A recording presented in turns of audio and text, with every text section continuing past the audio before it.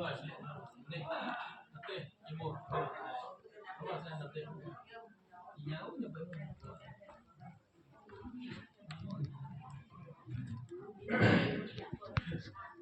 าดูตั้งไหน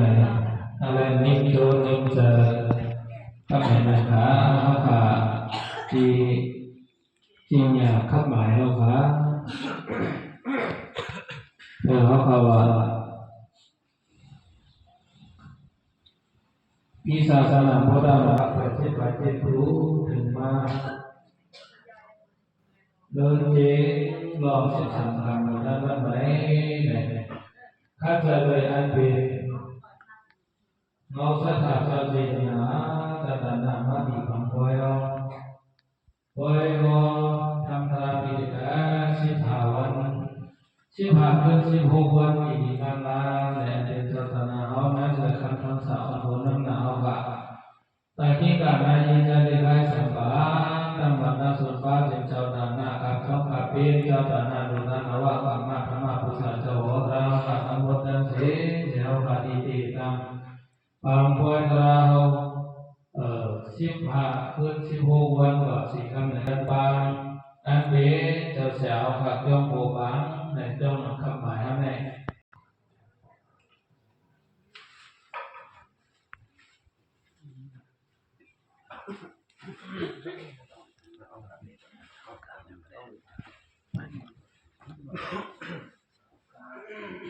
ฮัลโหล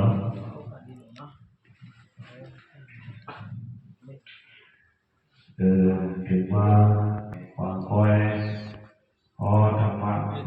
ทำพิธีกรรมตามที่เขาสิ่งใดวิธีว่าไหน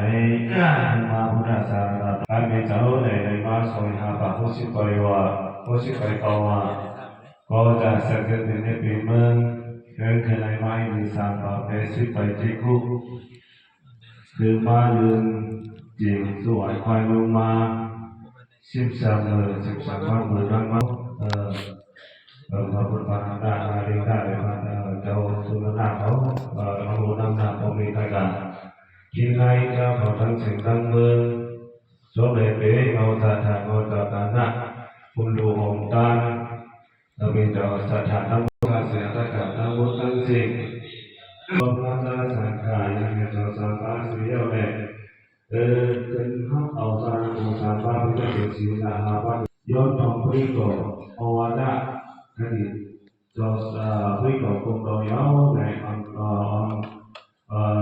นั้นเราดูเอาตัวมุ้ยเพื่อออกเอาวาระสิบห้า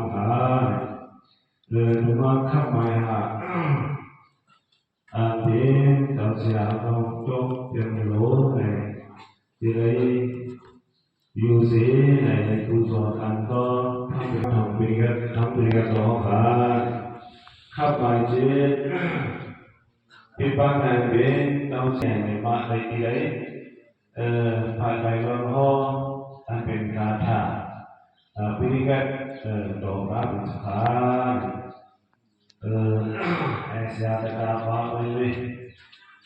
แอนดี้จำเป็นyang berarti wako sastra desa dibuat kopiah dari busana jangan pikir ini apa busana ini terkait pamuli apa ini saya tahu kamu tahu pikirin dan orang seperti pun harga ini semua pang soy orang pikir